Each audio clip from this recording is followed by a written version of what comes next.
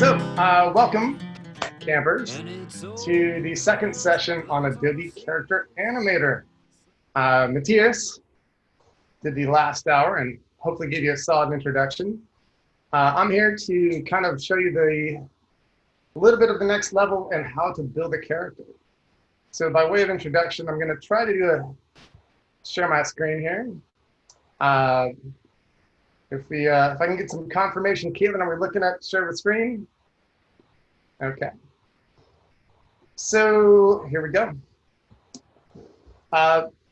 This is what my human head looks like. Here's my virtual self, Kevin McMahon, the human, the samurai, and I operate a class called the Design Dojo, where you can check out a lot of resources for teaching design and illustration. I do a lot of character animator work for Adobe, for heads of curriculum, and for other clients. Frankly, it's my favorite app, and hopefully it will be yours too. So let's talk about how it works. If you missed the last session, Character Animator saves you a ton of time. Essentially, the tedium of frame-by-frame animation is removed by way of motion capture. And the way that it all works is that if you tag your layers in Illustrator or Photoshop properly, the motion capture will animate for you, removing a lot of the heavy lifting. But this also includes things like dangles and physics that would be very tedious in a normal sort of traditional environment. So it's a really powerful tool. It also lets you do live animation for things like Zoom. So you could be any character you want. So there's a lot of sort of unique use cases and time savers that Character Animator sort of brings to the table. So there's my unshaven self. And you can see it, there's the motion capture dots. And here we've got Sandy, a character that you have available that you can get from Google Drive. And she is tracking both my eye movements and my facial movements and my head tilt. And that's the essential sort of how it all, what's going on under the hood. If you if you follow the link that's hopefully in the chat, you can get the Sandy as well as the Scotty characters and sort of replicate some of what I want to try to show you today. But there's also a link off of the Learning Man site, which will take you to the link down here. Okay, so with no further ado, let's check it out. So I'm going to launch Character Animator, and I've got to move my zoom bar here, and so I can see. There we go. Can I get some confirmation, Caitlin, that everyone's seeing a girl with dangly hair? Okay, so this is one of two characters that you can download and try out and play with. And that's actually what I want to say at the very beginning. As a starting point, I would strongly recommend you start with a pre-built character and muck with it, because it's going to take care of all of the really common issues to do with rigging. So if you look at Character Animator forums, or if you've ever tried it out, when it works well and when it doesn't work at all, it's always due to rigging. So if you can start with a character that's close to what you want, you can tweak it into anything else, and the name structures will stay the same, and it's going to work, and there will be great rejoicing. Just to kind of show you, while during the last session, I was just poking around, and I decided to do like an alien version of Sandy Scout. So instead of Sandy Scout, I just turned her into this alien to show you that, you really aren't limited to too much of that character. As long as it's got the basic parts, you're going to be able to turn it into something else. Okay. So with that, I want to kind of show you how I got from, here to there. I want to talk about some features like adding triggers, like a blink cycle. We could also do some draggers and talk about how her hair has that physics built in. Sound good? All right. Okay. So let's do it. You can see I've already got Character Animator open, and I've got in my project panel all of my assets. If you weren't in the last session, I do feel compelled to give a little bit of a whirlwind tour. So you've got your home screen where you've got a bunch of starter puppets.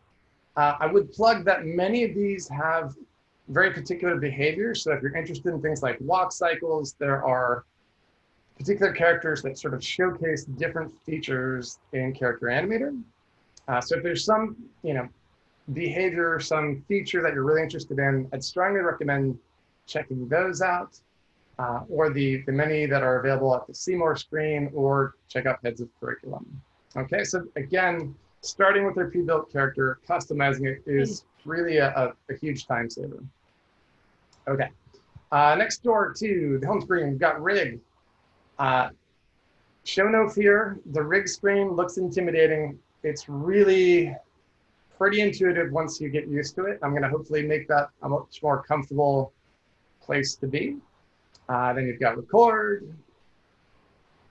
And this is typically used for standalone videos. So if you wanted to make an explainer video, something like that, this is where you would do that recording. And then lastly, you've got a dedicated workspace for streaming. So if you want to do something on Zoom or Microsoft Teams or YouTube Live, or Facebook, you can do that by way of this workspace. Okay.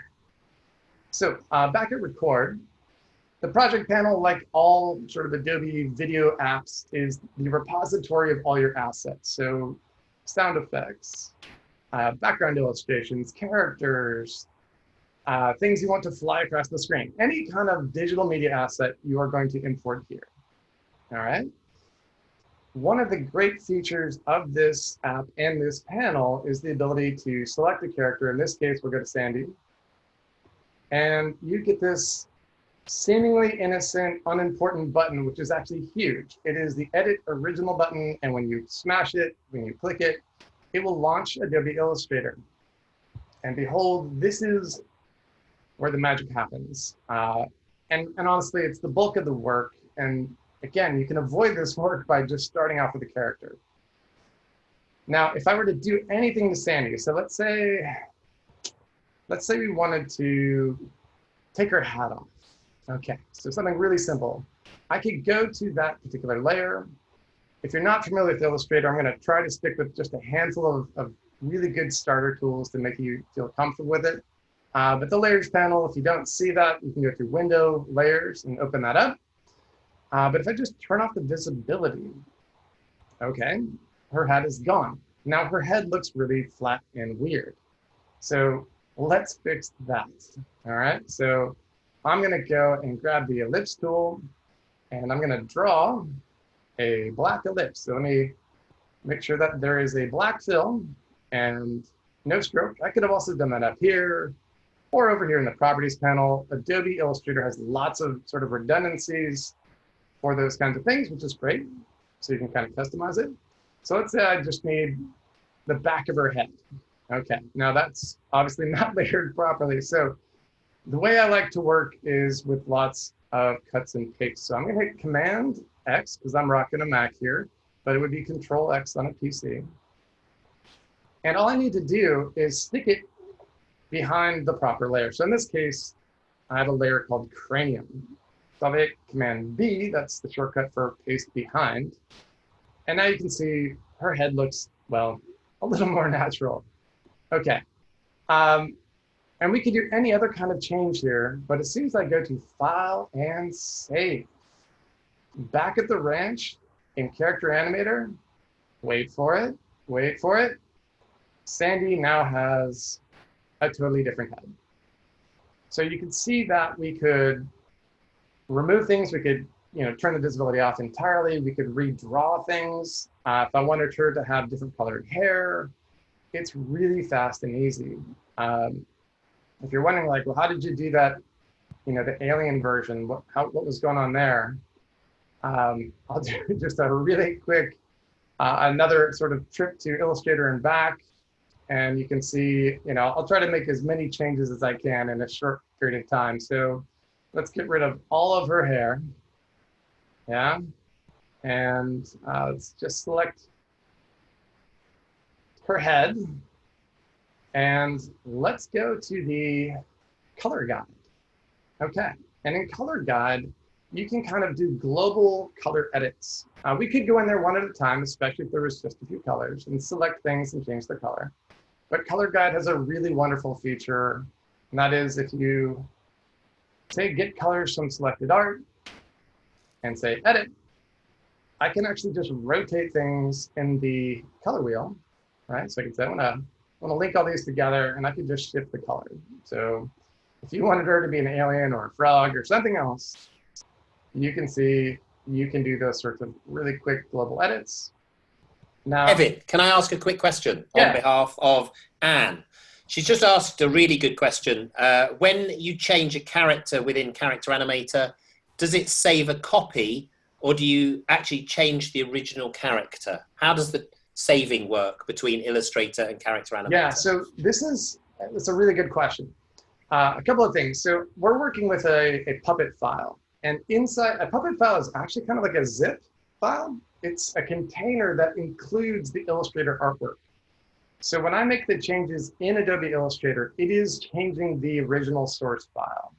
So you don't you don't get a sort of a backup.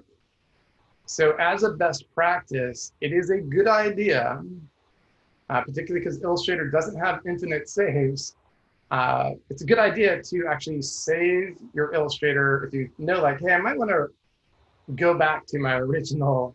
It's not a bad idea to actually save it under a different name and muck about with the one that's linked to Character Animator. The big thing is when you hit save, it does need to be the same name. If you change the name, it will not do the dynamic. It's not technically dynamic link. It's called round tripping. It won't do that move if you change the name at all. So that's a really good question, and a best practice to kind of keep one version that you know you can fall back on, especially if you muck with things, you know, endlessly like I like to do. But just to kind of finish this up, I could select, let's say, the neck with the white arrow, and I could select this dark green because, you know, and now if I go to File and Save, you can see back at Character Animator, I have my alien scout, because who doesn't want to be an alien scout?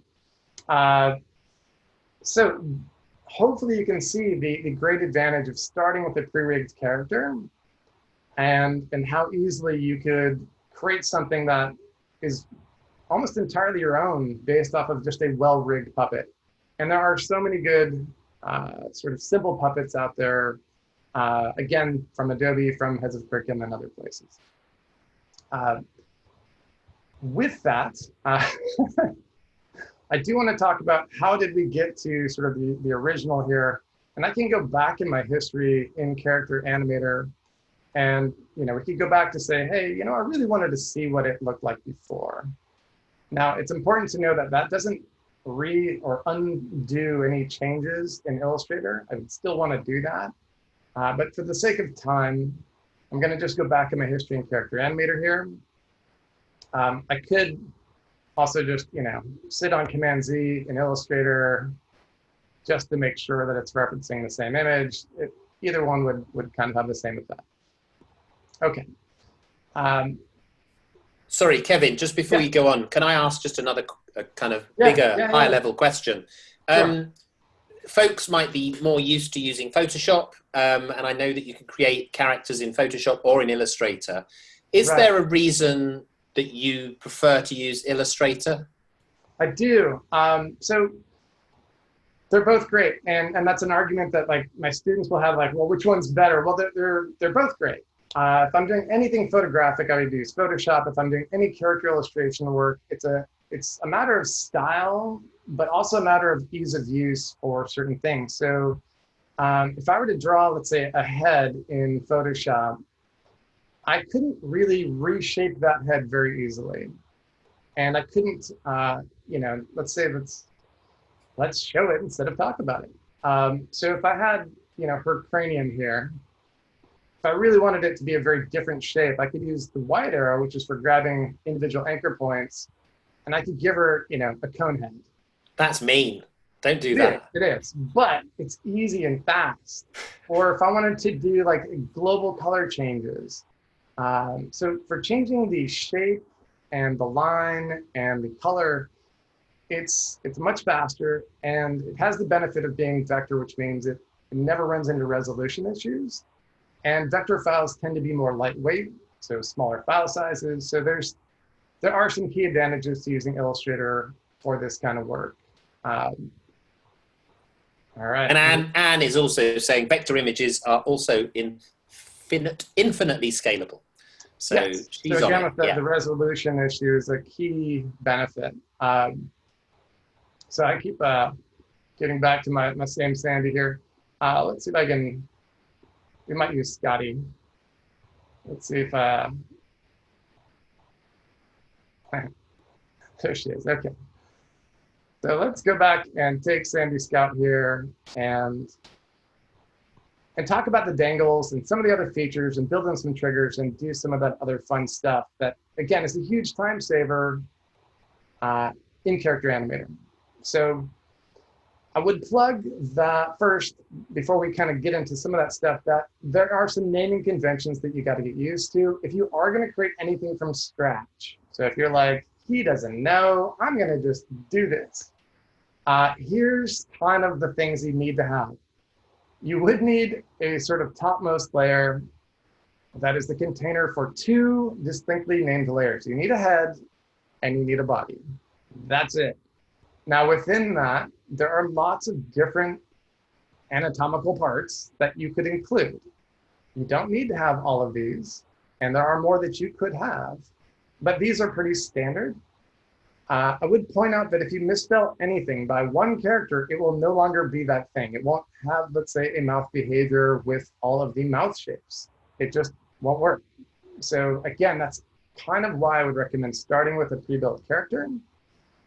If you're wondering about the plus thing, that means it's an independent object. It's still linked to its parent, okay? So if you're familiar with parenting or visual hierarchy and that kind of thing, anything that's inside of a group is essentially the child of the parent object. So the nose in this case is a child of the head, but because it has this little plus sign, it has what's called parallax within Character Animator. It basically will move a little bit more than the rest of the head because of that independent tag, that little plus sign. Same thing with the eyebrows. I want the eyebrows to go up and down, right? So let's get this actually working. Let's arm this record. So you can see the eyebrows go up and down as my eyebrows go up and down because they have been tagged with that little plus sign. Now, if you are gonna go rogue and you're like, I'm gonna just do it. If something isn't working, you don't necessarily have to name it right. Oh no. So let me bring up the right one. So there we go. So what I mean by you don't have to name it right is that the rig panel actually allows you to tag things here too. So I could have called her nose, you know, apple, or just path. And I could have just tagged everything in here. So you can see that when I select the nose, boom, there it is. If I select the mouth, it's got this mouth tag. So you can select objects in Character Animator in the rig panel, and you can tag things properly. And oftentimes if something's broken, this is a good way to fix it. But you've got everything from, you know, your blinks to your shoulders, to the knees, if you're doing walk cycles. So there's a lot of layer tagging you could do straight up in Character Animator if you don't want to name things or if you forgot the name. So this is a good sort of fix-it place. Okay. With that, let's talk about that dangle thing. So if I had to animate this and get it right over the course of like 10 minutes, that would take me a lifetime. That would just be brutal. So the ability to have built-in physics, like her bandana actually has a little dangle too, is a huge time saver, and it's really easy to do. So let me kind of reverse engineer this. I'm gonna go into her head here, go to the base, and you can see that, aha, she has a left and right braid. And there's this funny little sort of highlight here. Notice that anything I select is going to get that highlight. The right braid has a fixed tag, right? A point here, and then a dangle point here. If I remove that, so I'm going to just use the selection tool and zap that, just so we can see the difference.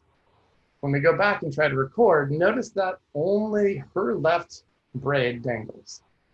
Okay, so going back and adding that back in, how do we do that? Well, by default, every object in your puppet will have basically a center, an axis, an anchor. And in this case, I've moved that anchor for the braid up to sort of the root of where I would think this would connect to her head. And I've tagged that. So you see you've got all these modifiers, including this option to click fixed, which means that this is not going to move. It's going to root into that part of her head. Okay, so just clicked on fixed here. And you have other ways of putting in fixed points. If I wanted it to be, lower or have a bunch of fixed points like I do on the bandana, you can see there's a few fixed points. You actually have a pin tool, and that is its sole purpose in life is to hold things in place.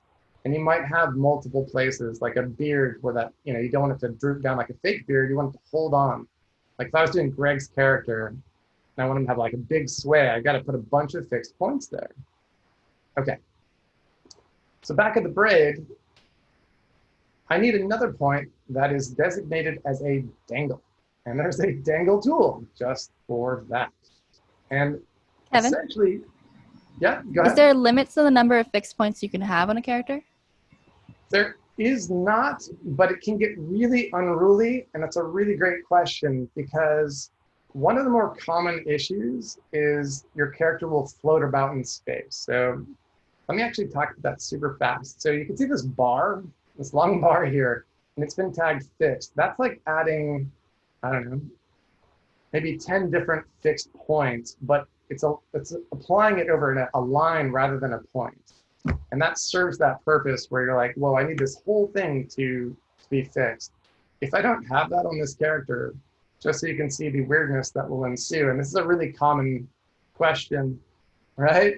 So people are wondering, like, why is my character like just floating in space? Well, it's because the bottom hasn't been sort of fixed.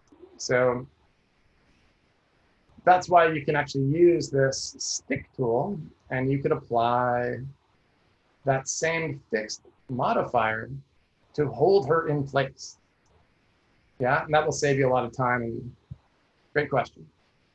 Okay, so now that I've got the dangle applied, when I go back to record mode, you can see that both dangle. Now, wouldn't it be cool if we could adjust the physics, the sort of gravity, the behavior, and all of that fun stuff? That would be cool. And it is possible. So here we go. If I cruise on over to the properties panel, this is where you can actually do some rigging in the record workspace, including any behaviors. So all of these are called behaviors. There are some default behaviors like every character has a face, and you can decide how you want the eye gaze to respond. You could either set it to your keyboard, so I'm doing left and right arrows. So you've got lots of default behaviors that are worth sort of mucking about with and trying out. But one of them that's always going to be there is physics. Now, physics responds to dangle points. So you can see that within physics, I've got sort of global things like, hey, what if I want more gravity? And you can see that her hair can either seem very weighty, or we could be at like 0 Gs, right? So we can adjust both things like gravity, but also some fun stuff like, how much dangle do we want it to sway or not? And you basically, just apply as much as you feel is appropriate for your given character or environment. So, Kevin, sorry, do you spend a lot of time thinking about how much dangle hair should have? How much dangle what? hair should have? Like generally, do you wander around thinking about hair dangle ratio? It's actually a really interesting question because you can run into situations where, let's say she's got earrings, and the earrings are solid objects and wouldn't have maybe as much sway as her hair. And now you run into a situation where the physics of her hair have to be different from her earrings. And you can actually, apply different physics to those different objects. So yeah, it's something that you think about a lot. Like, how would I want this to behave? And what's the most fun sort of behavior that you can create? Like, because that's part of, when we talk about animation, one of the 12 principles is secondary motion. And that's what dangle is. It's when I swing to one side and then it moves secondarily, you can get a lot of sort of comedy out of that, especially if you got big floppy hair or a hat and things like that. Speaking of which, the big floppy hair of Albert Einstein, one of your lovely characters, is in the chat. So people should try and grab that too, because that's lovely. So that would be a good example. But because you referenced it, I feel compelled to kind of show it. Were I to add a earring and I need different physics applied to it, anything, let's deal with the bandana, which I think actually, I may have done that already. So the bandana, I don't want to have the same kind of floppiness maybe as the hair. So if you want to add a behavior, and this could be one that's even a default, and you're applying sort of a targeted behavior for that particular object, under behaviors, you've got this plus sign, and there's a ridiculous amount of great sort of animation specific things you might want, like breathe cycles or walk cycles. And you can see, I could add physics, and this is physics on top of the default, where in this one object, physics are going to behave differently. And that's why the physics for the bandana might behave a little bit differently than the defaults for, let's say, the entire character. Okay. How am I doing on time? Because I really want to show how to do a trigger and some other fun stuff. You're pretty good. You have about 20 minutes-ish. I'm sorry? About 20 minutes or so. Okay, awesome. So one of the things you might want to do is build in like a signature move, or maybe a hand gesture or a facial expression. And you want to be able to do it with a keyboard trigger, because maybe your performance, you're not getting it to do it on time. Like you're blinking, but it blinks twice, or it doesn't blink at all. So keyboard triggers are a really big time saver. So the way that works is under rig, if I go to triggers, I can click the plus sign and create a new trigger. Now, it's a good habit to name things. So if I name it blank, I can drag the associated layer to that trigger. Now, in this case, there's two eyes, so it's actually going to be two different layers. So the left blank and the right blank layers, I need to drag on top of that trigger. So I'm going to drag on top of that, and I get a little blink icon, or it's actually a behavior icon saying, hey, there's a trigger here that's associated with that. So I could make her blink one eye, but let's go with two. And then you designate what keyboard key is going to be associated with that animation. So if I hit A and go back to the branch here in record mode, as I'm recording, I can hit the A button. Maybe she's meditating. Maybe she's listening to the birds. I don't know. But her eyes will stay as closed as long as I hold down the A button. So that's how you can build, big smiles or other facial expressions, or if you draw, a hand that comes up, you can trigger all sorts of fun stuff. I do want to talk about one more kind of a little bit more of an advanced trigger, and that would be like an actual sort of signature move. Like, let's say your character has a gesture that they do all the time. So there's a thing called replays, which is a very special kind of trigger, which requires you to record that behavior that gesture, and then you can package that as a keyboard trigger. So again, huge time saver. Let's go and, let's say I want her to turn to the, tilt her head and smile. And who knows, maybe she can blink in there or something like that. So I'm gonna go ahead and hit record and just do those three things. I'm gonna tilt my head, smile, and hit the A button. So she does that, okay? All right, here we go. So I'll get a little counter here. Here we go.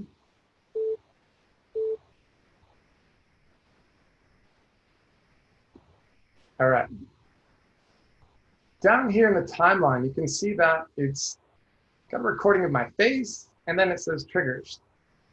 So those were armed for record, and so they get their own special tracks. You can do a ton of editing here. So in case that was too abrupt or too long, right? I can trim that. I could say, hey, I really want her to, more smoothly go back to the starting point, maybe start a little smoother. Maybe I want her to blink twice. All right, well, because under the blink trigger, I could retime that, and I could right click and say, blink again. And now she's gonna do 2 blinks. Okay, so, all right. Now, if I wanted all of that to be her signature move, I could simply select all of it, right click, and create a replay trigger. When I click that, back at the triggers, I just need to assign a keyboard shortcut. So let's say that's B. And I'm gonna hit return to name that. So tilt and smile. And as she's just sitting here, I'm not even recording. If I hit the B key,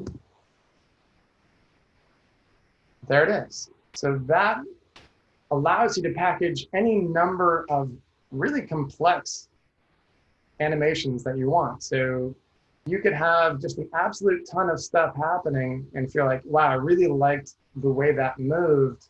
You don't have to ever record it again. You could just select it and create a replay trigger.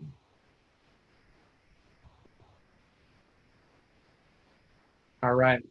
I do want to make sure I address any questions. I know I've been kind of moving a little quickly, but anything at all so far?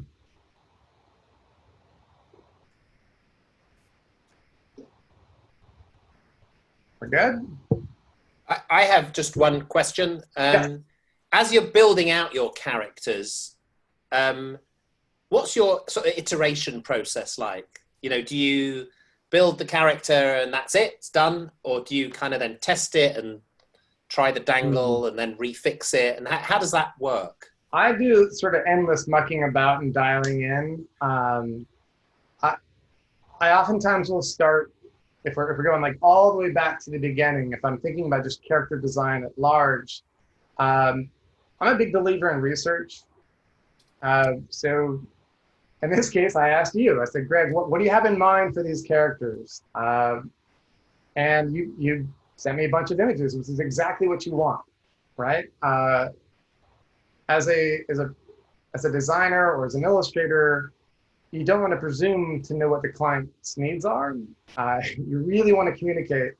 And there's a zillion different styles. So there was a couple different styles that I was like, okay, I typically, for a lot of my characters, have like a black outline. It's just a style that I use a lot. But one of the images you sent, I was like, oh, that's kind of cool. They did like this flat style thing.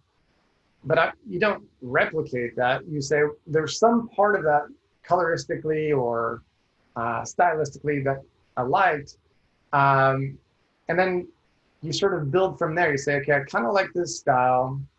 And then maybe do 3 or 4 different versions on paper. And then say, okay, of those 4, this one looks particularly good. And I really wanted to make this a simple character based on basic shapes. So that if people wanted to manipulate it, it would be a little bit easier. And that's kind of the process, is doing a lot of research, doing some ideation or iteration, selecting one, and then from that one, I might, have done 3 of these in Illustrator, different variations of the same file before I sort of committed to one style. And then there's always this sort of back and forth. So working with you, Greg, we talked a little bit about, okay, like what else could we do to, bring in the color scheme of the conference? So that red was something that you highlighted. So anywhere that I could think to put that red ended up on the character. So it's a conversation, it's a creative collaboration with your client that usually elicits the best results. Thank you, Kevin. That's brilliant. There's a question from Seth. What about walking, moving around in the frame, turning? Can Character Animator do any of those things? It can. So let me see if I can slide. This is I've got the bar right where I need to go. So okay, let me try to get to the welcome screen. Okay. So here's a character I made for Adobe. It's a ninja, and this is made to sort of highlight that range of features. And it's thinking about it. Wait for it. Okay. It's a female ninja, by the way. So you can see that if I hit the left arrow, it's got a walk cycle. If I hit the right arrow, it walks the other way. If I turn my head, she can actually look backwards. So there's all of these sort of advanced features built in. There's also lots of different hand gestures I've built in and different poses that you can use with triggers. So if we look at the triggers for this, I've also got some replays here. She can do punches and other fun stuff. But there are behaviors like walk cycles and head turns. These tend to be pretty labor intensive. Just to kind of show you what goes on under the hood to make that happen, let's open up the source file for that in Illustrator. So to make that work, you essentially need to give it something to reference. So in this case, you can see I actually have 5 different views, right? So there's the frontal view, and I actually use the head.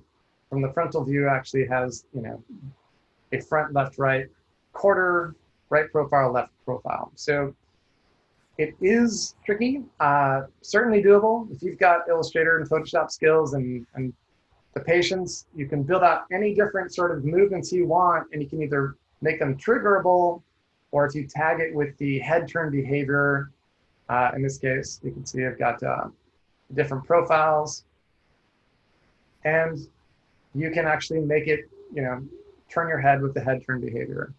For the walk cycle, again, it's just a matter of building it out. So if I go to let's go, not the frontal, because that wouldn't really show the walk cycle. So if I look at that, it's just a matter of naming things the way that they expect. So you can see, I've got a left leg, a right leg, a torso, and if they're tagged the way that it's intended, you can see that all of these things will play nice in Character Animator. Sorry, there's another question, Kevin, that's sort of related. Todd was asking how difficult is it to add like an arm that could point towards something? I'm thinking for a lot of teachers who are out there in distance learning land, actually for all the teachers who are going to be in distance learning land for however long, whether you're in distance learning or not now, you probably will be, using this to be able to point at stuff and to explain things. Right. That's quite easy, isn't it? Yeah, so you've got a few different options there. So you could either make a draggable hand that, you could drag around. And you just drag it with your mouse? You can drag it with your mouse. So if I go back to the scene, let's see if I made this draggable. Yeah, so you can see that I've made this hand draggable, and very much like Dangle, if I go to the rig here, if we go to that hand, let's see, frontal, body, left arm. Okay. So in here, there we go. So this is how that's done. Again, you've got a fixed point. You have to define for walk cycles, things like elbows. And then for the outermost point, I made a draggable handle. So very much like adding a dangle, I could tag things as draggable. And I've also, built into this character, again, it's free and you can download it straight off the app. A bunch of different gestures like punch, chop, side, something or other. I did this a couple years ago. I can't remember all the names, but yeah, you can see how that's all sort of just named properly, and now that's draggable. So that's one option, right? Is to make a draggable arm. The difficulty is sometimes getting that to behave while you're talking can be a little bit funky, and you can see like it does run into some layer issues sometimes where it doesn't quite go where you want, but that's option number one. The second option would be to just draw the thing you want and make it a keyboard trigger. So let's see if I can do it super fast. So let's go ahead and go to the Sandy here. Caitlin, how are we doing for time? Thanks, I didn't want to interrupt. We have about 10 minutes remaining. All right, give me 2 minutes and I'll kind of improvise. A hand would be a little bit tricky to do in 3 minutes, but let's make some kind of content that just pops up that wasn't there before. So, man, you put me on the spot. Okay, so let's do it. So that doesn't look correct. It looks like it's referring to the old one. So give me 1 second to hopefully get it to link. Oh, I do need to, okay.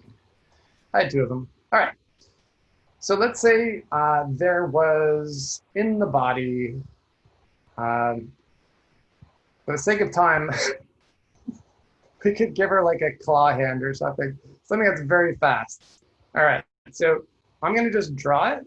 So let's say she's, her arm's going to go kind of like this. And I'm going to, put in a little sleeve like so. And be kind of mean to give her a claw hand. Maybe I'll just give her like a super cartoony looking hand here. All right. Now I'm going to change the colors. Fear not. All right. So let's go ahead and make that. I'm just eyedropping that same object there. And I'm just going to deselect this. And let's go ahead and just give her a little bit of, finger division here. So I'm going to go ahead and eyedrop that color. It needs to be the stroke though. And I'm going to slide this on over. So I just got the zoom thing covering up my stuff. Okay. So not the greatest hand I've ever drawn, right? But if, we wanted to just make a hand that sort of shows up, right? Let's just go ahead and group all that. And let's make sure that it's in the right layer, because right now it's on the top. And I want to make sure that it shows up on top of, this shirt. Okay. So forgive me for the goofy, illustration. That sleeve is a little unforgivable. Okay, so that's content I want to show up independently. So let's say wave, right? And we want that to kind of maybe be an independent object. Okay, and I'll turn it off. When I go to Illustrator and save, if I hop back into character animator, nothing happens because it's not showing. But I could, in the rig panel, again, I could make a trigger And I could say, hey, I want that hand, which I stuck somewhere in the body here. Where did it go? Let's see here. 1 second. Let's just double check the layer structure here. So it's under shirt. Let's not do that. Let's make it under bandana so I can find it more easily. Okay, there it is. Now, all I want to do is make a trigger for it to show up. So looks like I already clicked the button, which is great. And let's say the S key makes this hand show up. Okay. So back at record, if all is well, when I hit the S key, I can get a wave. Okay. Now, so you could do the dragger thing, you could do the keyboard trigger thing. A slightly more advanced way to do it would be to create a series of steps like frame by frame animation. And you could apply what's called a cycle layer behavior. Okay. And in the cycle layer behavior, you essentially are drawing every step that you would want to make, and it just plays it every time you hit that keyboard key, which is what I would do for this kind of thing. So it can be as advanced and sort of complicated as you want. But again, if you're working with students or if you're just trying to get started with this, I would strongly recommend starting out with a pre-built character, breaking it, adding things, tweaking it, and making it your own. That was great, Kevin. Yeah, thank you so much. That concludes our session. I hope all of you learned more about Character Animator and can create your own or mess around with some of Kevin's scouts. Yeah, is there anything else you want to add? I just wanted to say thank you to Kevin. I'm going to add the link to the Spark. Oh, I've just shut it. I'll open it. We've got all the Adobe sessions. We've got a Spark page that lists everything and all the assets that Kevin's used and everything that's in there. There you go. Seth thought that was fantastic. So did Guadalupe. That's brilliant. Thank you.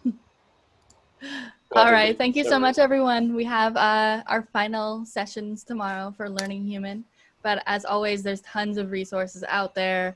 Adobe especially, they have all those different learning pages right on the home screen. So if you ever want to look more into this, Victoria was putting tons of different resources in the chat of different things that she uses. So thank you so much for coming out and joining us.